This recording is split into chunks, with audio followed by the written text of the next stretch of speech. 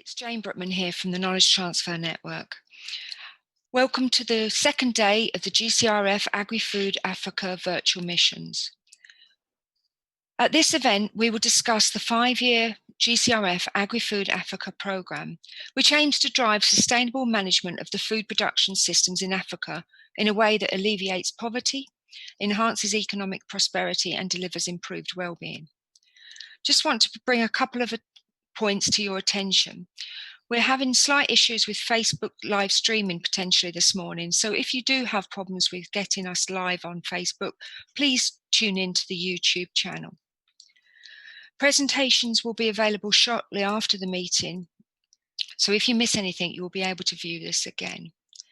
The presentations today were pre-recorded earlier to avoid any potential technical issues, but there will be a live Q&A session after the presentations. We encourage you to ask questions to the presenters through the YouTube chat channel, and we will do our best to answer them at the end of the session.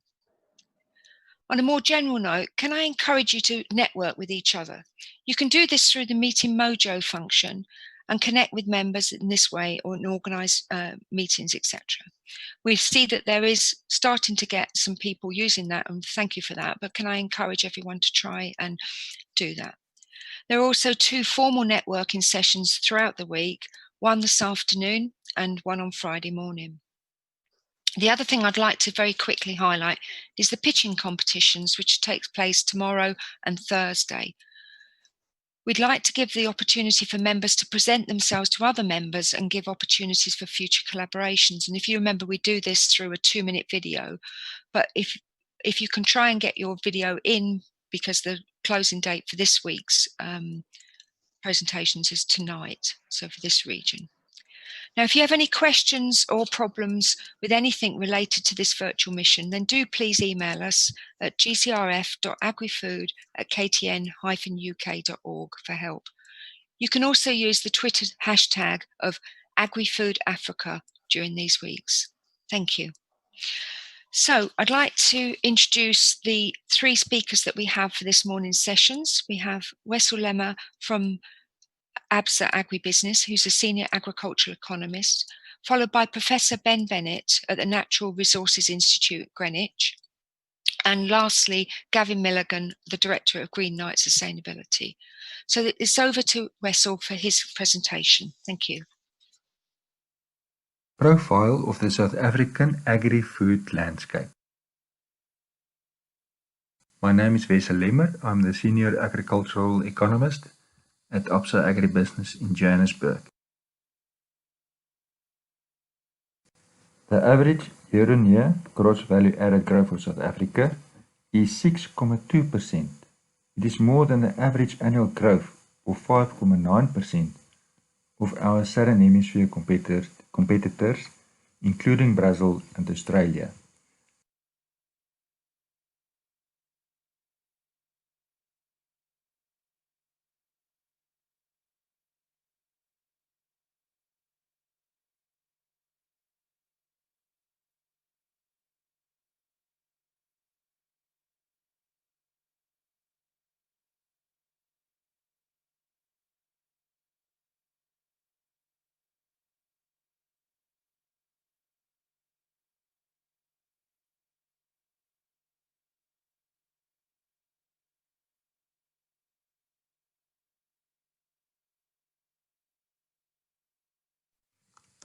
Just something about South African agriculture.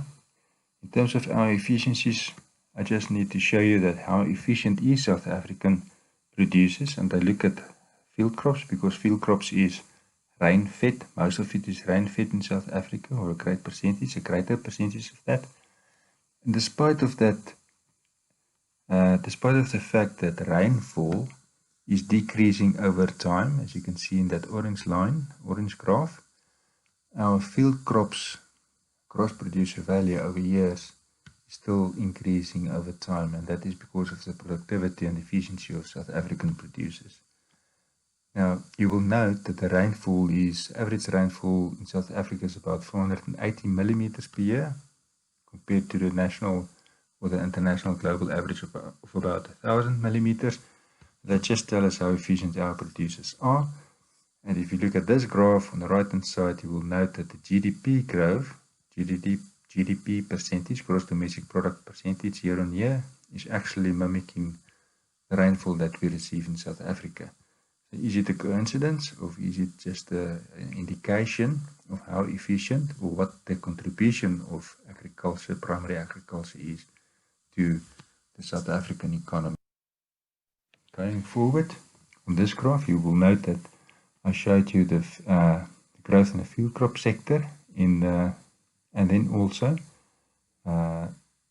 in terms of millimeters of rainfall. And you will note that that blue line from 2013-14 up to 2017-16 is actually correlating with the gross value of agriculture, gross production value of agriculture. If you add that up, the biggest contributor here is maize, and you can see how the maize yields and the rand value of maize is actually is the greatest, followed then by sugarcane, soybeans, wheat, and then on top of hay, sunflower seed. So that is the 6 crops that makes the biggest contribution in terms of field crops in South Africa. The next graph shows you the growth in the permanent crop sector. Now, the permanent crop sector is the sector that grows the best of all the crops. It grows better than the field crops. Field crops is on average 5-6% per year. Permanent crops is about just above, it's about 13-14%, while livestock, we're going to have a look at livestock now, is about 9-10%. You can see there's less volatility compared to the field crops that we just looked at from year to year, and that is because permanent crops is more in your better rain-fed areas in South Africa. It's also irrigated. Most of it is irrigated. Look at the livestock sector, and you can see the livestock sector, it's seldom that the livestock sector, well, over the years, the livestock sector never experienced a negative growth. It's always positive all the way up. You can see the sectors that makes the biggest impact or contribution. It's the poultry sector, followed by the red meat cattle and calves that get slaughtered. Then the dairy industry is the third biggest sector. Then you get the eggs, and then on top there is sheep and livestock, pigs and wool.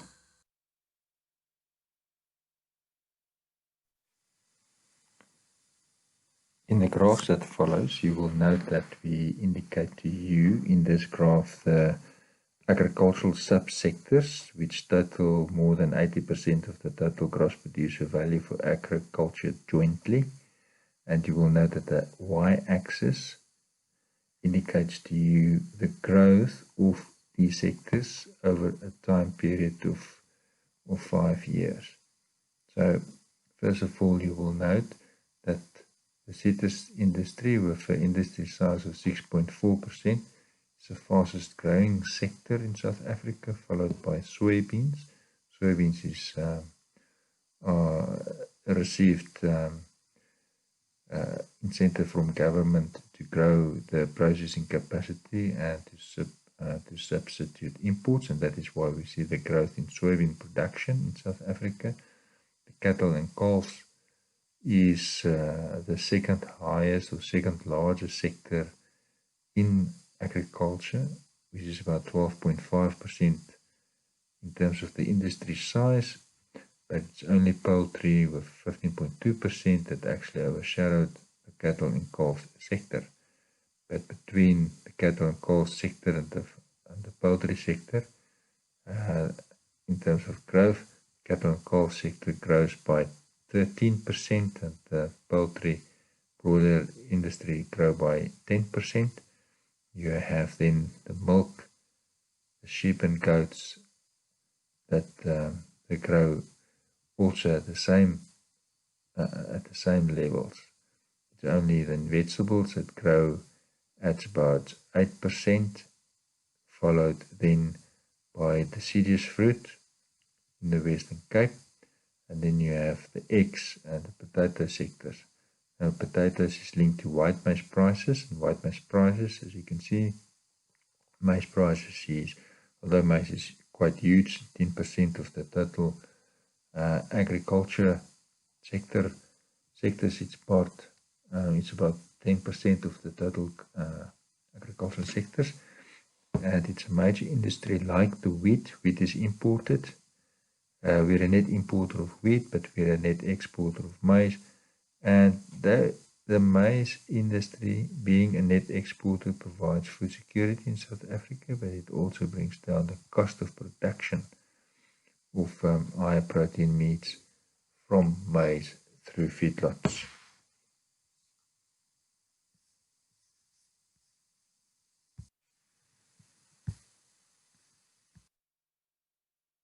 In this slide, I've showed you the field crops. Now you can see the field crops that grow the best is the soybean sector, and the soybean sector grows the best, and the reason for that is that soybeans, the production of soybeans get support from the Industrial Development Plan, because the IDC, Industrial Development Corporation, had incentives in the past and to increase the processing capacity in South Africa, because we import a lot of soybean oil cake, and that's we did it for import substitution, so we see a huge growth in soybeans, which is very good. And even dry beans, because dry beans is also a protein source, dry beans also increased to a very good extent. So, and then the next thing is sunflower seed. Now, you know, soybeans and sunflower seeds, both oilseed crops, together with canola on this side. So canola, we import, we're a net importer of vegetable oils, and that keep our commodities at import parity at very good levels, and make it a lucrative sector for producers to plant. And you can see how big the vegetable sector is. Vegetables are also doing very good, and we even in the secondary sector see, in terms of prepared foods, a lot of exports going into Africa to the retail chains that's developed in the retail sector in Africa. And after that, sugarcane is a bit in trouble, because of sugarcane needs a lot of government support in South Africa, like elsewhere in the world, to make it going. And then on the left hand side you will see wheat and maize and barley. It's actually the industries that barley is now impacted by COVID-19 because of the ban on the sale of drinks like beer. But wheat and barley is your more major sectors. They grow the least. We actually are a net importer of wheat.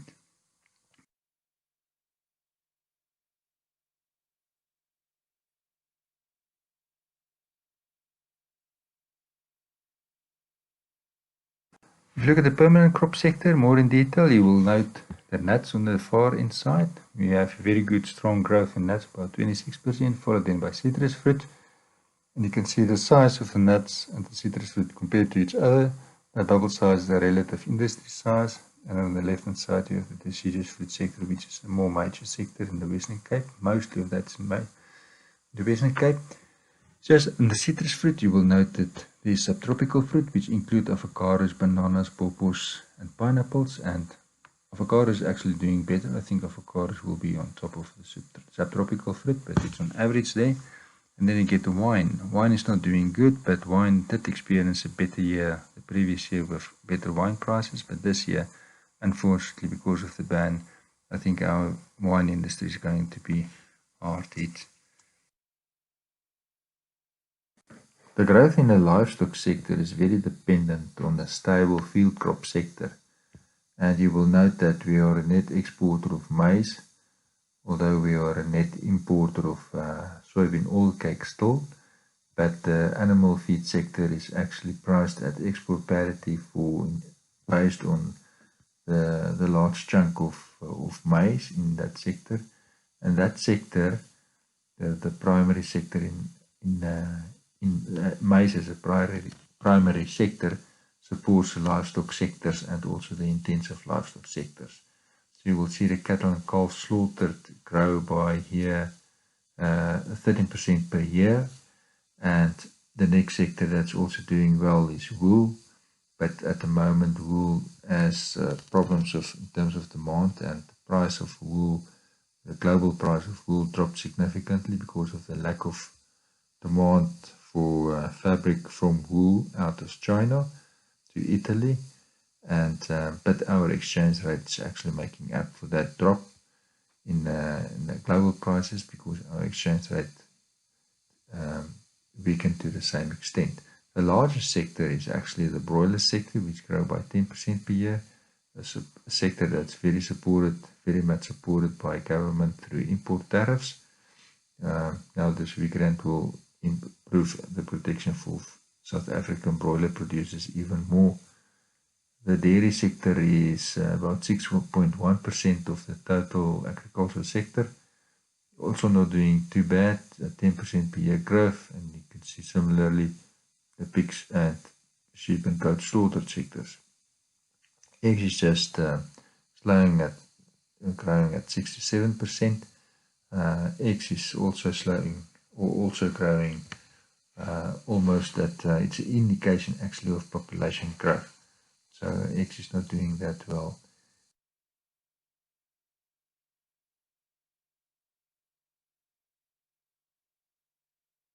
I would like to show you those sectors that grow above the 5-year industry average, which is lucerne seed, groundnuts, very volatile ground seeds. Cotton also, we saw a big increase in cotton production in South Africa, but it's up to the export of lint, cotton lint, so it's not for a domestic demand, it's more for export demand. Based on export demand, you see rooibos tea, and nuts is also doing not too bad here, it's above the 5-year industry. You can see how the nuts compared with the citrus fruit industry, and in the back the soybeans and rye beans.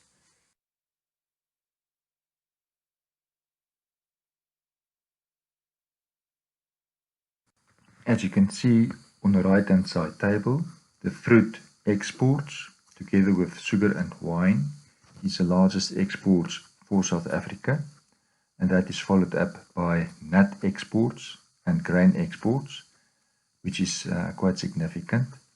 And then you will see the commodities indicated in blue.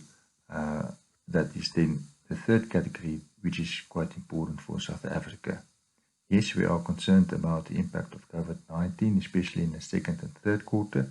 You will see which products in terms of value is exported during those 2 quarters, and we expect that COVID-19 will reach a peak in the fourth quarter, and that is why we really make sure that our supply chain stay open, and we address COVID-19 cases immediately in a very organized way through organized agriculture with protocols for each sector.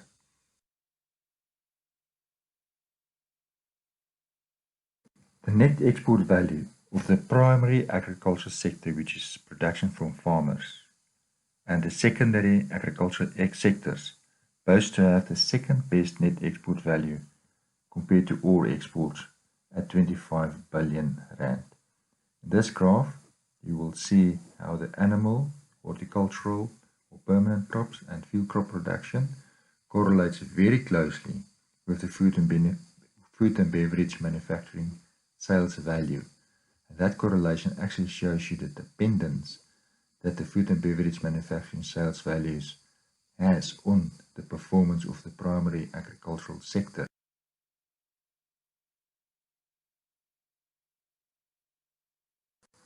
The COVID-19 impact will be trumped by the counter-cyclical nature of agriculture. The weak exchange rate will boost our export income. It will protect us from foreign imports, and the low interest rates will benefit producers that would like to position themselves for the economic recovery that will take place until 2023. We will be at the same levels of economic growth in 2023 than we had experienced in 2019, and thus if we successfully phase out from this lockdown by the end of the year, we should actually have a year-on-year growth in our ag GDP as indicated in the top right-hand and left-hand corner graphs on the slide.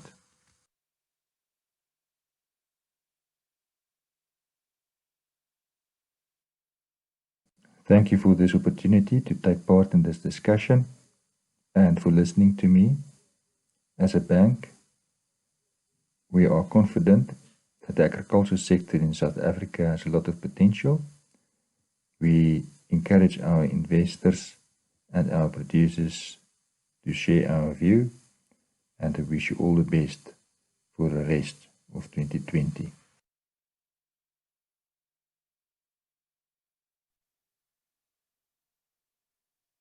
Thank you very much for that presentation, Wessel. Great to hear your views on the South African agri-food landscape. We're now going over to Ben Bennett, who is presenting on the intra-African agricultural trade. Very topical and interesting topic, so it'd be great to hear what he's got to say, and I look forward to hearing his presentation. Over to you, Ben.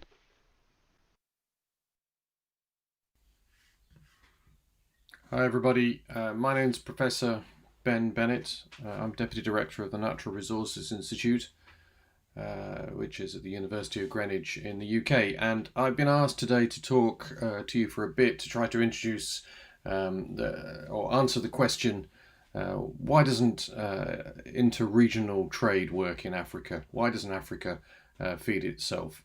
So that's the basic question that I'll address in the next 10 to 15 minutes.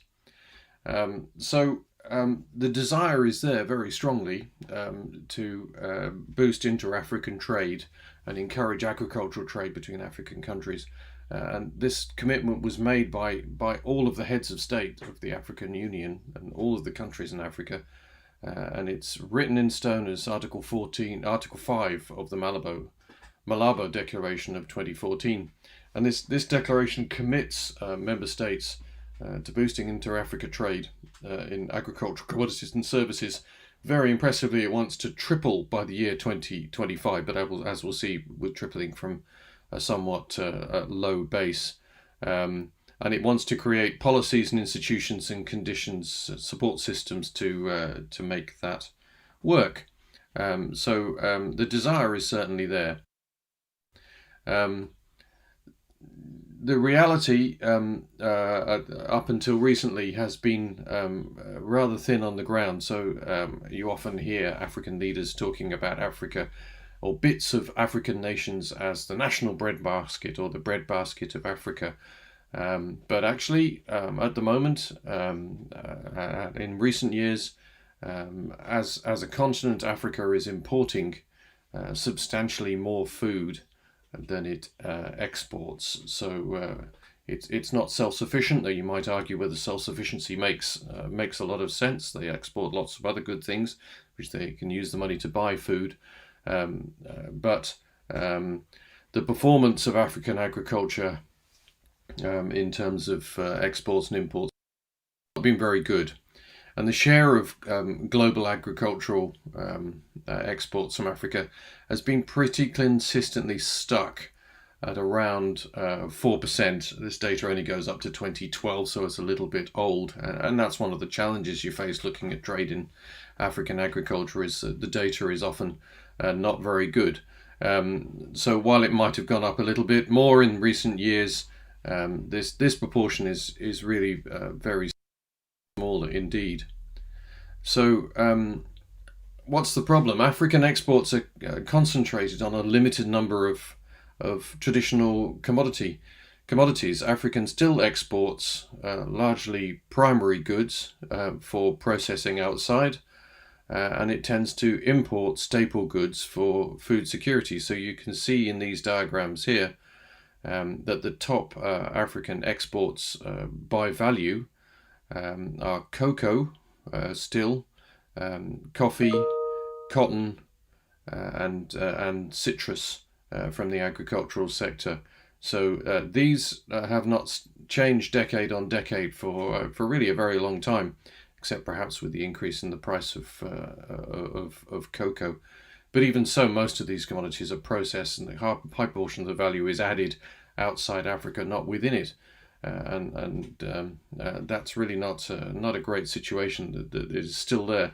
In terms of imports, you can see, Africa is a country that produces many of these products is still importing rice, sugar, maize, milk and cream, meat, fish, and vegetable oil. So exporting relatively high value industrial food commodities, and importing low value commodities that are produced cheaply elsewhere. So how does Africa compare with others? You might say, well, other regions have this sort of problem as well. Well, if you look at this chart here, you can see that the proportion of inter-regional trade, and I put a box around Africa so you can compare it with Europe, for example, where inter-regional trade is a massive proportion of total trade, whereas in Africa it's kind of stuck around the 20% mark. So in sum, what are the problems, or what does the data show us? So Africa is massively export dependent, but it's stuff going out of Africa and not traded between African countries. The share of exports from Africa to the rest of the world range from 80 to 90% between 2000 and 2017. The only other region with a higher dependency in the world is Oceania. Inter-African trade lags behind all other regions of the world. Inter-African exports 16.6% of total exports in 2017, compared with 68% in Europe. Inter-African trade, defined as the average of inter-African exports and imports, was around 2% during the period of 2015 to 17. Whereas you can see from these figures in Europe it was 67%. The 10 leading intra-African exporters, well, the leading one is Eswatini, which is surrounded by South Africa, so it has to export everything that goes out has to be exported, so its percentage is always going to be hard. Namibia, a huge country with a small population, quite successful at exporting fish and a bit of meat byproduct into the region. Zimbabwe, Uganda, Togo, Djibouti, also meat, Lesotho, Kenya, Malawi. Not a very, it's when you get to Malawi, you're already down to 38%.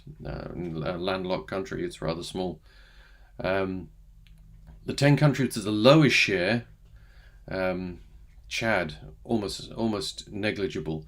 Some big countries in here. Angola, 3.9%, very small indeed.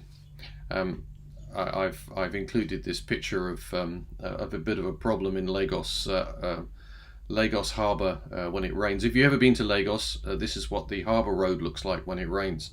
It grinds to a halt.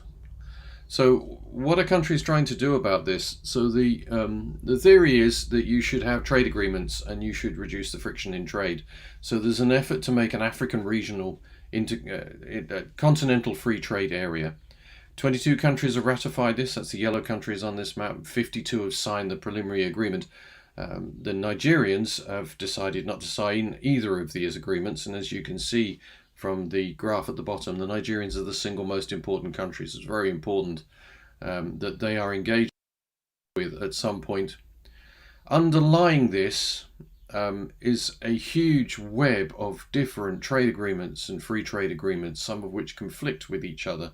So I use as an example here the Democratic Republic of Congo, which is a serial joiner of free trade agreements, and this kind of tartan map that you see here shows you the 14 different regional trade agreements that DRC has joined and was in 2018.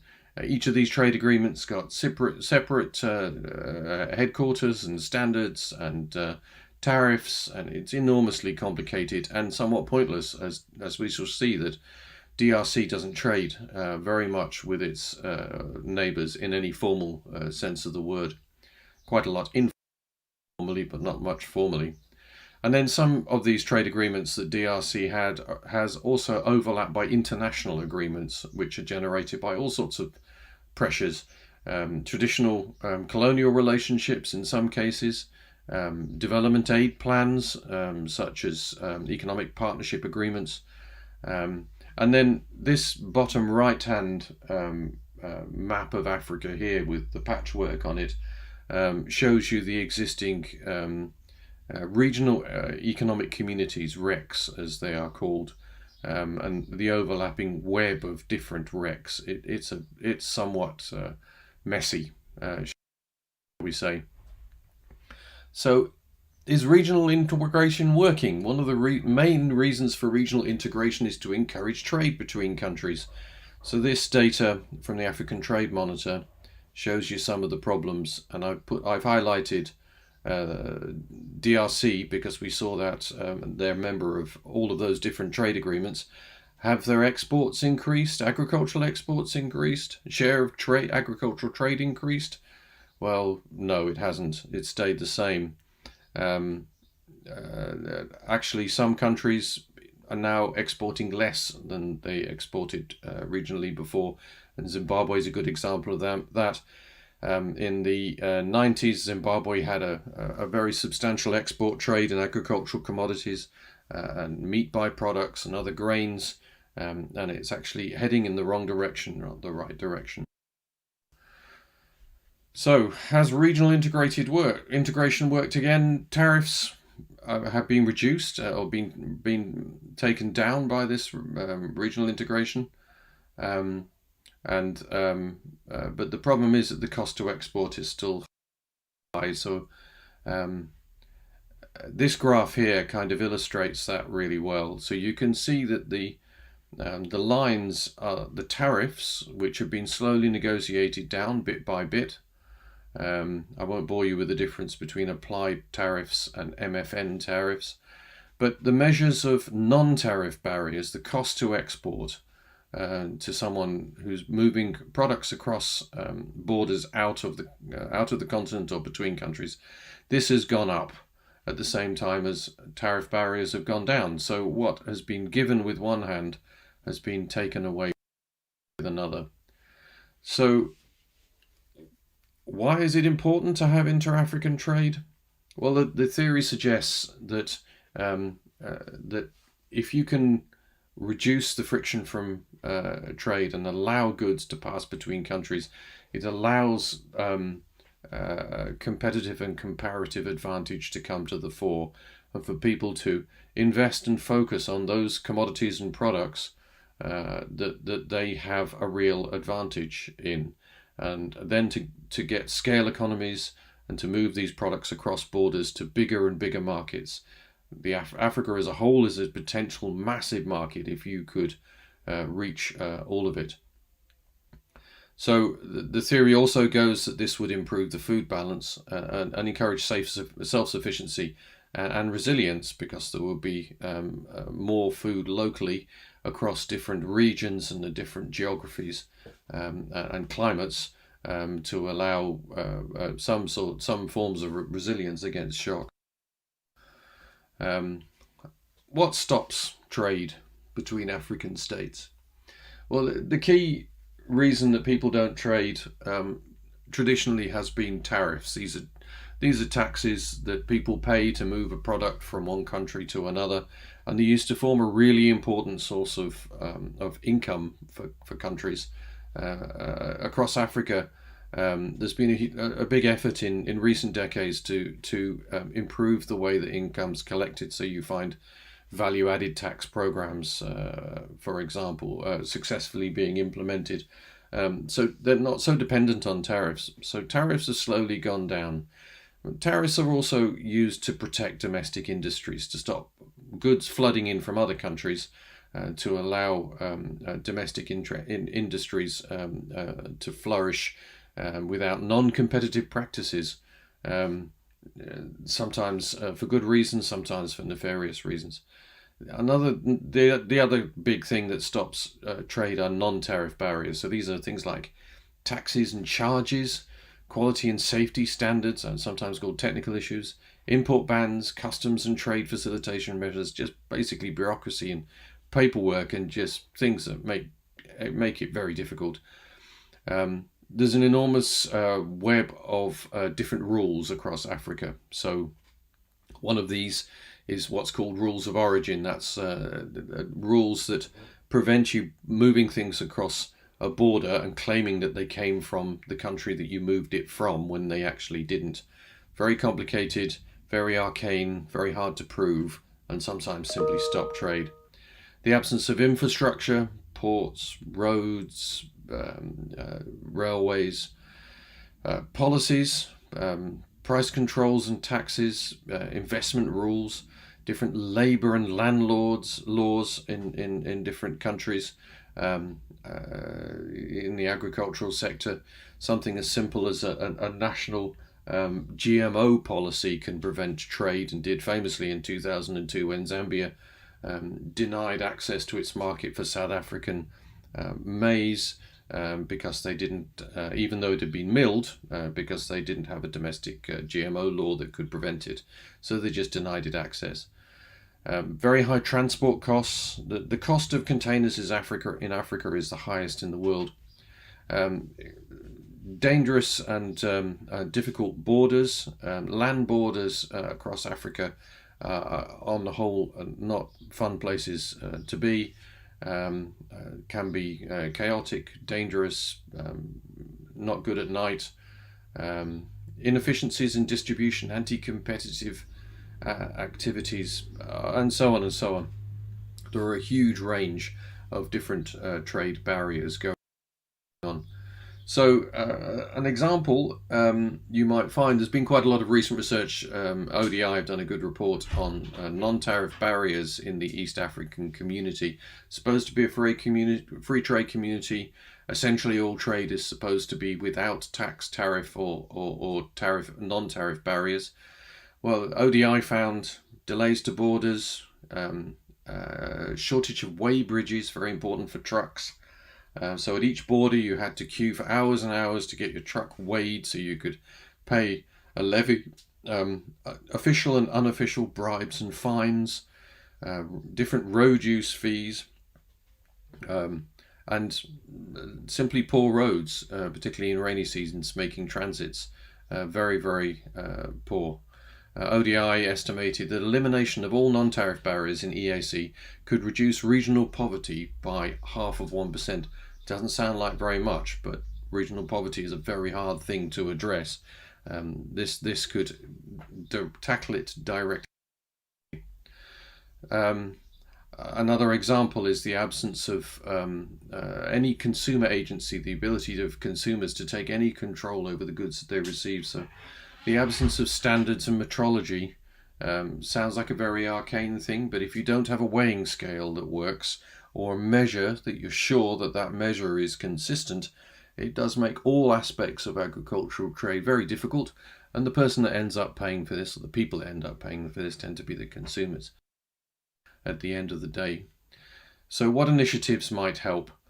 Improve national policies, increase transparency, systems that increase transparency and reduce transaction costs, better coordination, measures that increase traceability and trust, more and better data. Trade is driven by data and transparency of data, and improved evidence of benefits. If people realized how much the economy could gain by improvement in trade, maybe they'd make more effort to change the laws and the policies. There are a lot of opportunities, and I just give you a few here. There are a lot of trucks moving around Africa that go somewhere with a product in it and come back empty. I discovered in the late 90s an example of this with trucks taking goods from South Africa up to Angola that were going back empty when the Angolans had counter-seasonal onions. It's a picture of people unloading onions on the right-hand side. Cargo space on flights, scale economies, using byproducts. So byproducts tend to be dumped because they're expensive to move from A to B in trucks. So there are opportunities to turn these byproducts into items of value. There are different commodities that have specific, which could be the focus of specific programs in trade within Africa, and in particular, I focus on meat and fish. There's a fishery or aquaculture boom going on in Africa, so trade in fish and fish products could be very interesting, and the same applies to meat, where you've got people interested and getting more income and living in cities are interested to buy meat and meat products, but they are importing them from Argentina and India, when there's a surplus of meat in other countries around Africa. There's a huge opportunity there. It's just two examples. High value agricultural products make life easier than low value ones to get leverage and to get started. What would the benefits of greater interregional trade be? Product and market diversification, domestic value addition, improved resource management, scale benefits, investment. There are so many benefits are in inter-African trade. I could talk about them for an hour, but I won't. I think that's enough for that. That was just a brief and very rapid run through why Africa has not got more into African trade in agricultural commodities and what we could do about it. Thank you very much.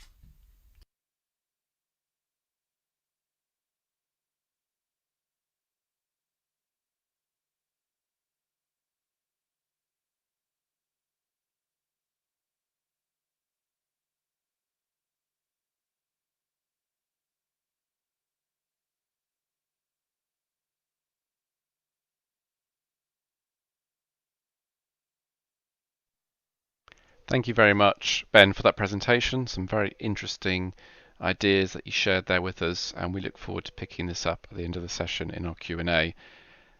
Could I just introduce my next speaker, Gavin Milligan. He is from Greenlight Consulting and has a lot of experience in this area, and he's going to provide us with an overview of Malawi with his talk, a presentation entitled The Warm Heart of Africa. We look forward to hearing what Gavin has to say, and again we will be answering questions for this at the end of the session. Thank you.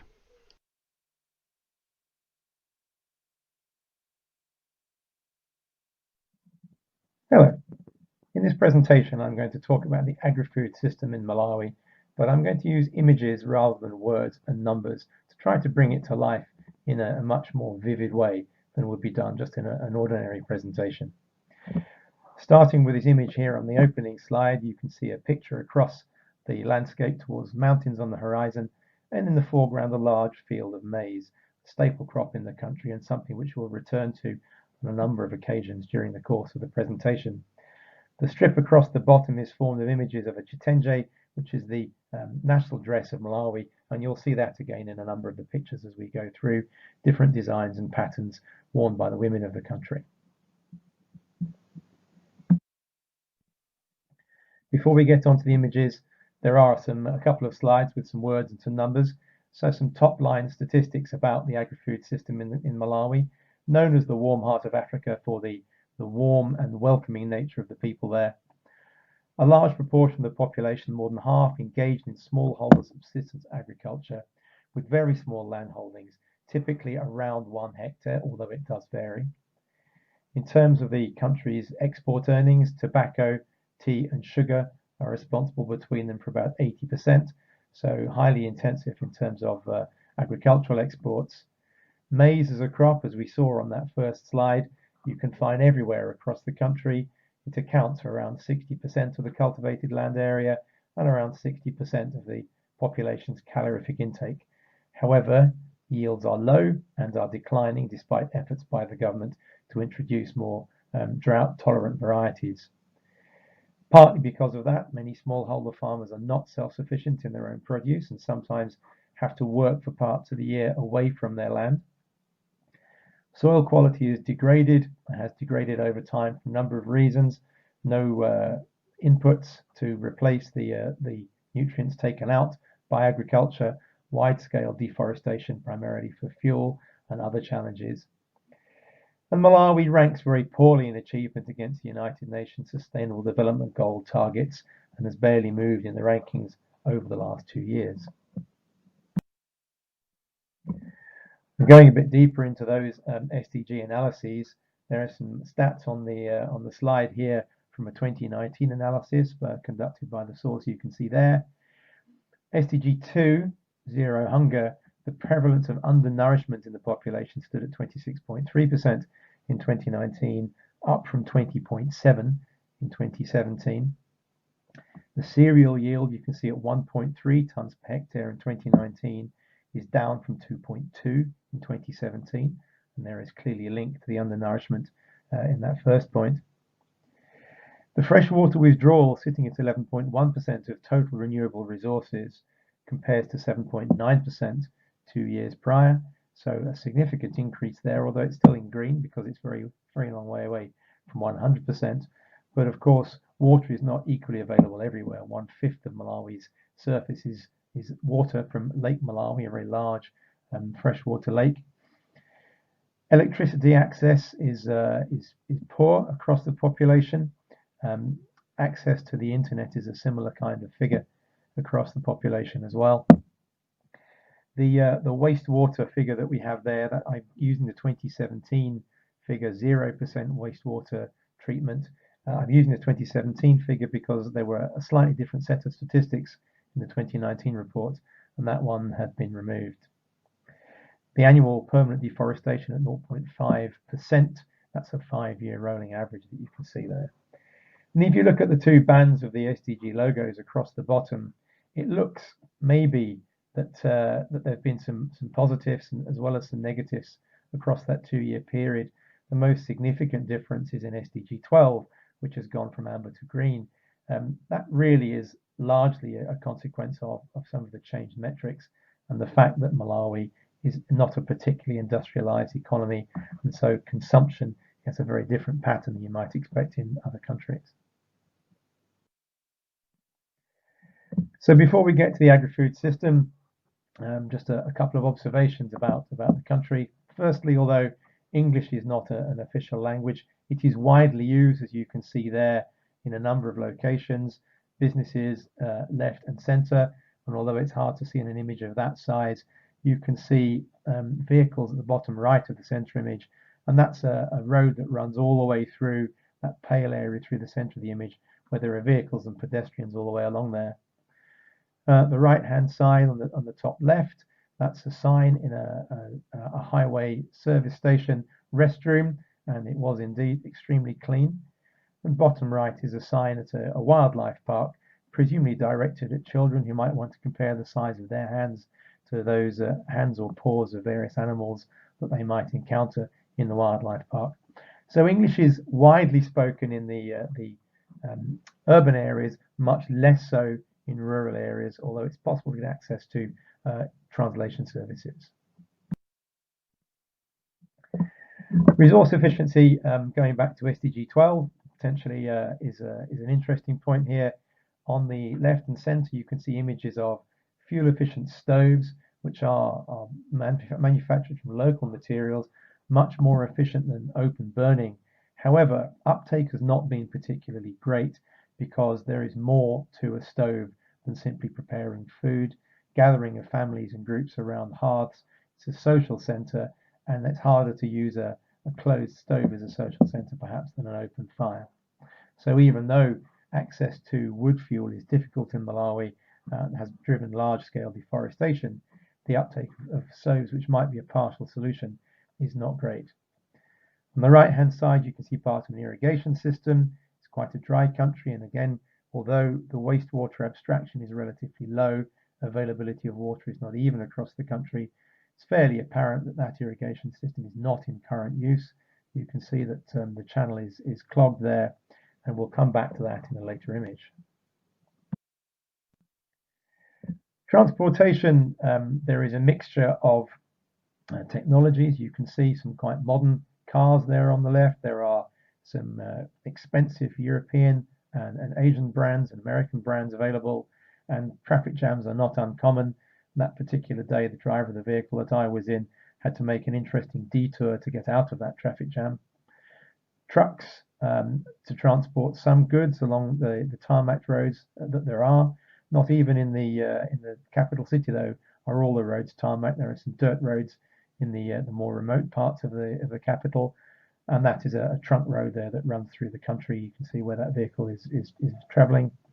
Motorbikes are often used for transport in the more rural areas where the roads are not surfaced and the condition can be particularly poor, especially in the rainy season. More commonly, though, people resort to muscle power, whether their own, as you can see with the lady transporting plantains there on the left, or a bicycle with the guy with his poultry there in the centre, or a bullock cart on the right-hand side, albeit a cart that has pneumatic tyres, as you can see there, and that vehicle is on a tarmac road, a main trunk route through the country. Now onto the agri-food system. Food retail varies.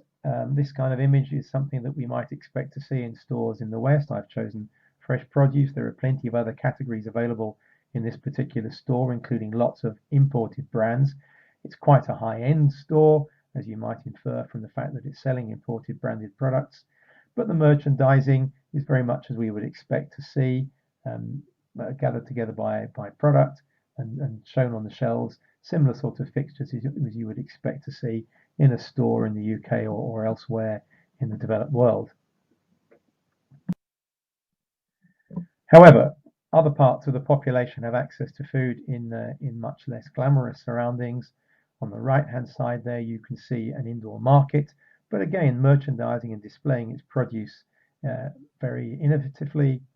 The second image in from the right is a street side stall where local women are selling potatoes, again balanced and presented in very attractive ways, but standing in front, as you can see, of a large maize field.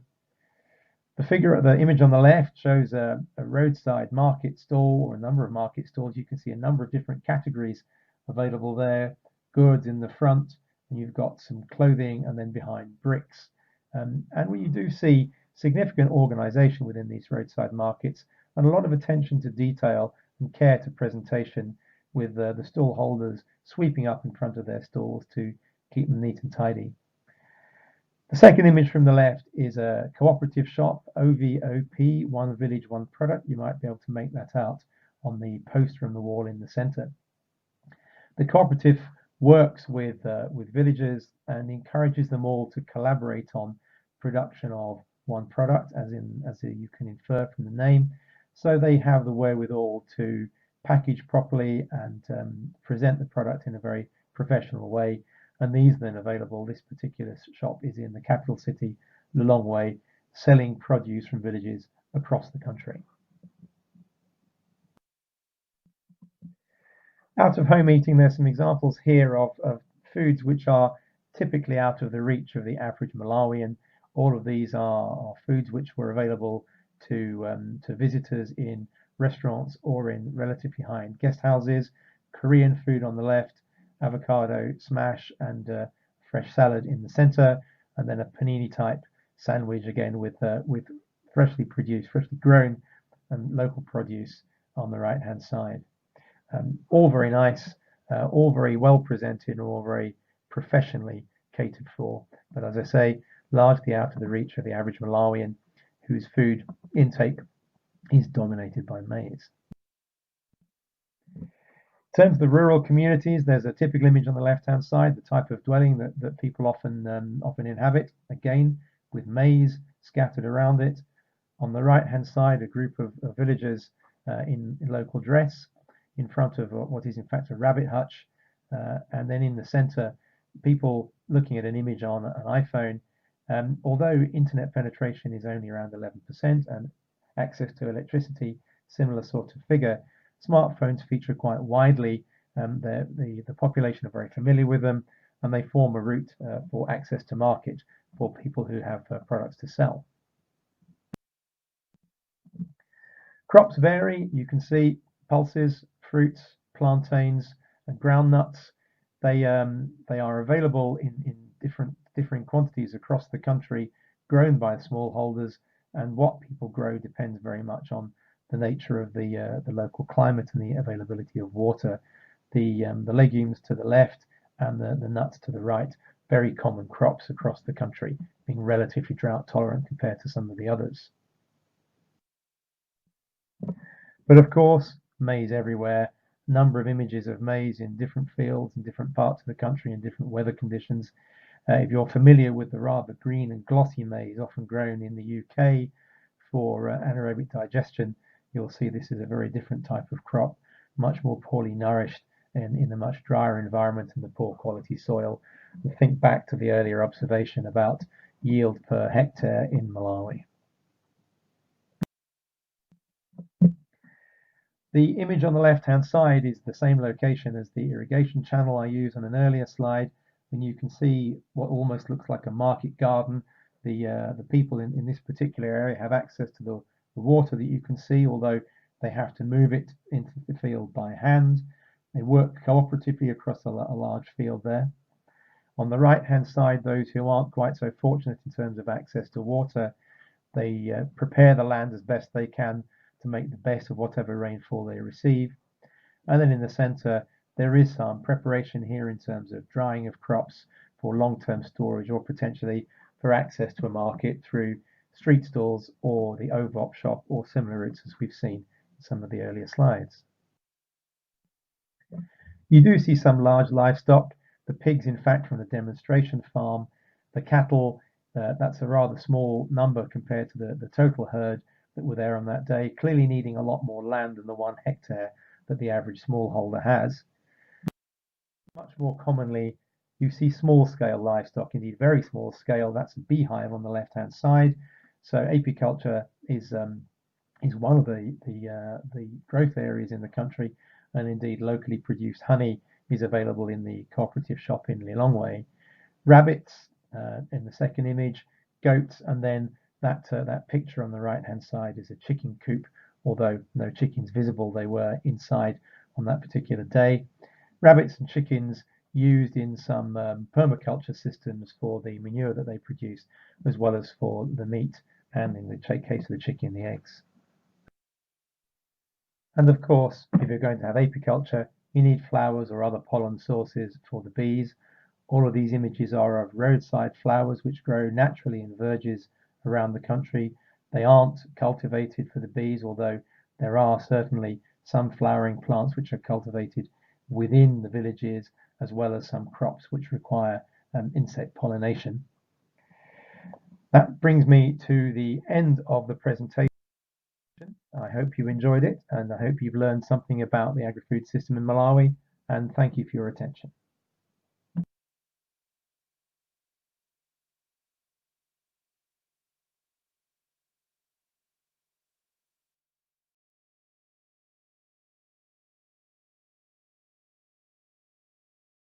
Session. But first of all, I'd like to apologise. We appear to have had a few technical issues this morning with delays on the YouTube channel. On the positive side, we are able to look at putting the afternoon sessions from yesterday and any subsequent sessions onto YouTube. So apologies for that slight delay, but the good news is that we will be getting yesterday's session onto YouTube shortly. We're also hearing some requests for the possibility of separate availability of slides without the voiceover, and we will look at making these available, but we'll actually speak to the presenters and find out if that is going to be feasible. Okay, well, I'd like to now move over to the Q&A session. Unfortunately, we've only actually got Wessel on video, but Ben Bennett is able to join us by telephone, and unfortunately Gavin Milligan will have to answer any questions offline on Malawi. So in the first, we have a number of questions. So Wessel, the first question from Steve Gervasa is, given that crop production in your presentation has irrigation infrastructure, would you like to comment on smallholder farmer access to irrigation and whether they're mainly dependent on rain-fed production? Well, it actually it depends on the area in South Africa. Mm-hmm. So you will note that in the KwaZulu-Natal area, there's a large number of small-scale producers that produces sugarcane, which is rain-fed. Then some of them also have access to irrigation. So irrigation is actually maybe the easier way to go along to ensure that there's a crop. But you also have there's a large size of a large number of the producers that have cattle that produces cattle, beef cattle, on smallholder level. So that is also something but that's not an irrigation, that's rain-fed. Rain-fed land, grazing land. Then you have the capital-intensive industries. Most of them in agriculture is irrigated, the high-value horticultural crops. And that's very capital-intensive, but also management-intensive. And you need a joint venture with a mentor farmer that can share that information with you, that you jointly take the lead. So each and every producer organization in South Africa has a very strong mentorship program that they take farmers that's interested in farming, take on board. But you must also remember that you also have certain challenges. So you need to have, especially for a bank or for a financial institution, financial institutions are very risk averse because they use shareholders' money and they use deposits. And if you don't, you must be able to recoup that in case of defaults. So and especially in South Africa, if you look at that rainfall pattern in South Africa, our rainfall is about 480 millimeters compared to the global average of 1,000 millimeters. And you see the variability and the link to that in terms of the output in that slide on the field crops.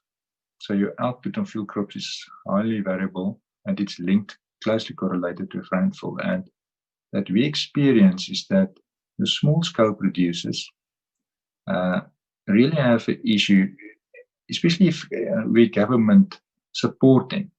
So you get a drought and you simply lose your capital and your repayability, and you can't get on to get in production again. So you need to have an insurance scheme for those producers in South Africa. And they are from the commercial producer organizations like Rain SA. They are a real effort to try to help those producers to get an insurance scheme going, subsidized by government, just to help them through that years that you have a dry spell or some other crop production risks, and even in the livestock industry. So the risks are quite high in South Africa for the production of crops, and you really need good expertise, the best technology available to get it going in South Africa under our circumstances. And I think it's very difficult, very complicated to get off successfully with agriculture in South Africa. And I think the reason for that is because of our climate, our lack of resources, and the complexity of agriculture in South Africa. Okay, thank you. One quick question again, Wessel, is that why do you think the pig sector growth is slow in comparison to other livestock sectors? Is it a cultural supply and demand issue? That's from Simon Holland. And I'll also add that I think he must be very interested in pigs, because he's asked that it's interesting that subsector bubble charts show good growth in animal products. I wonder why pigs are not represented here. Is there something cultural relating to pig production in South Africa? So cultural aspects of pig production, or is it not? And why do you think the pig sector growth is slow in comparison to other livestock sectors? Okay, so you will immediately I think maybe there's three things that comes to mind. it's much easier to go into the poultry business. So you will see that there's a big growth in terms of poultry. There's also that government support to protect the poultry industry against imports.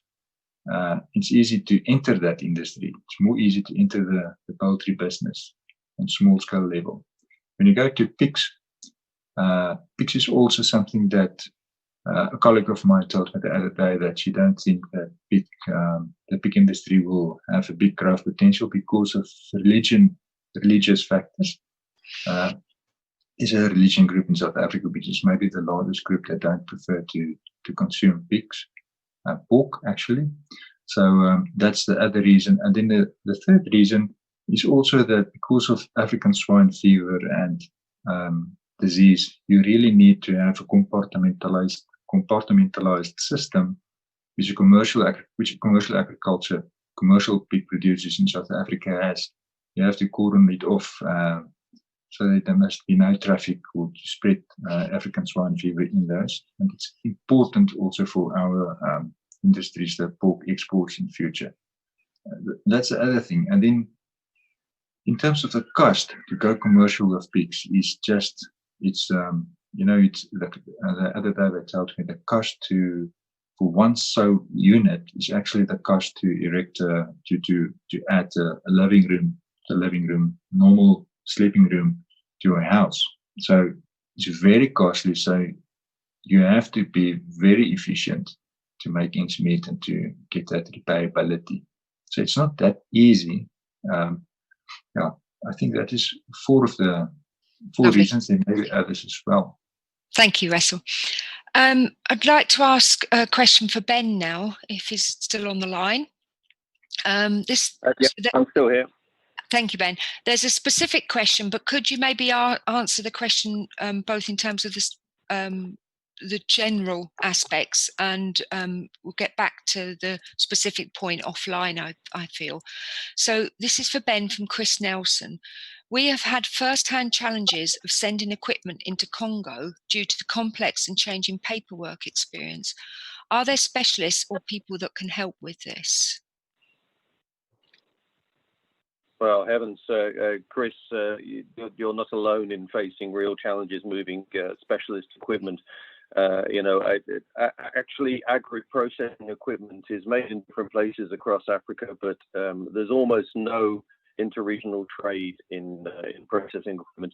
You tend to find that some officials are very distrusting of anything that looks like it's equipment. So you get very easily targeted by all of the nefarious and not very good things that happen when you cross borders. So, people moving processing equipment often find that their containers get stuck in harbors for months and months while nonsense gets sorted out. It is a consistent problem. So equipment coming in from places like China and Europe is quite challenging. Moving equipment into Africa is incredibly challenging because people just don't believe you. A few years ago, there's a very successful cassava processing, small-scale cassava processing equipment industry in Nigeria, which could export very successfully across Africa and be competitive against Chinese and European and Brazilian equipment. We tried to export from Nigeria to Malawi high-quality cassava making equipment.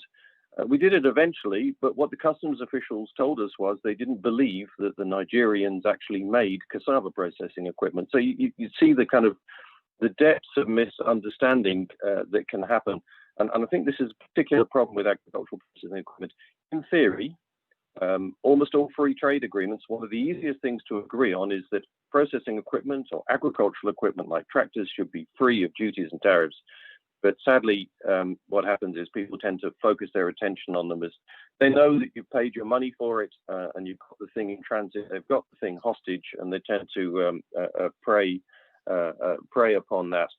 So, what people do is they pay for facilitators, and somewhere like DRC has got a thriving industry of people who oil the wheels of moving equipment across borders. And most of that is in the shadow economy. and is inappropriate and can get you into real trouble. So I'm sorry to say, Chris, I don't have an easy solution to your problem. All we can perhaps say is that once growth actually occurs in interregional trade, these things will become more normal, and there'll be less of a target for inappropriate actions. Thanks, Ben. A very quick final question, because I am aware that we're running slightly over time. I was interested to see Wessel's description of soybeans and talking about how the growth of soybean has been at least partly attributed to subsidy within South Africa. And a question for both of you, maybe if Ben starts, which is, what if you have a governmental subsidy, how does that play out with any trade between African countries? Does that sort of exacerbate problems, or does that actually aid issues? So perhaps Ben, if you could ask first. Sure, it's an enormous part of trade negotiation is to try to work out how countries where there's free and frictionless trade across borders, how do they prevent one country's subsidies destroying agriculture in another country? And particularly in Southern Africa, which has got actually the world's oldest free trade agreement, customs union, SACU, Southern African Customs Union, has been working to try to resolve these problems for many years. There aren't many countries in Africa that can afford to heavily subsidize their agriculture, and South Africa is one of them. So they manage production through tariffs and through a whole range of different subsidies, which is great. They're lucky to be able to do it. But the problem is that if you subsidize soybeans in one country and they slip across the border into another country, you then got some real problems. We had massive problems last year, year before last, with the bumper harvest in Zimbabwe and South Africa of maize, and the government deciding to buy all the maize in Zimbabwe and then subsidize maize coming across the border. It caused enormous distortions. This is one of the reasons why informal barriers start to come up, and countries try to protect themselves against what they perceive to be dumping or subsidies in other countries, or try to prevent their products from leaving their country by having tax barriers. I guess it's no different from situations we see in Europe. Wessel, would you like to add a comment to that? Yeah, Jane, I think we must just make a very good distinction here. There's not subsidies in South Africa. I beg your pardon. There's no subsidies in South Africa. So what the soybean industry did is we are a net importer of soybean oil cake. So we noticed that by importing vegetable oils and oil cake, there's an opportunity to do import substitution. And that is where the Industrial Development Corporation came through and support the soybean industry to increase the crushing capacity. So it's a financing scheme where you still have to pay back in terms of installments the capital that you borrow from the Industrial Corporate Investment the IDC, Industrial Corporate Corporation, Industrial Development Corporation. So it's not about the subsidy, it's a free subsidy. And that I think that is very important to realize, because you need to have that entrepreneurial incentive to take ownership and to let it work. If you subsidize any product, it will just be produced in abundance. And we have a very free market environment in South Africa that maybe the only industry in South Africa that is subsidized by government to a certain extent is through the Sugar Act, is the sugar industry. But it's not, there's very little others. And farmers are constantly complaining that they are not subsidized as in other parts of the world. We have a free market on the JSE. Those prices came through, and the price signals is immediately there and shows farmers how much and what to produce. And I think that is important to realize. And I think that is what's going on in South Africa. And farmers are investing heavily into the latest technological developments for precision farming and GIS and things like that. Of course, without that, they will not make ends meet. Thank you, Ben. Beg your pardon, Wessel. Okay, I'd like to draw this session to a close today. I'd like to thank all the speakers and look forward to talking to everyone this afternoon in the networking session. Thank you very much. Bye-bye.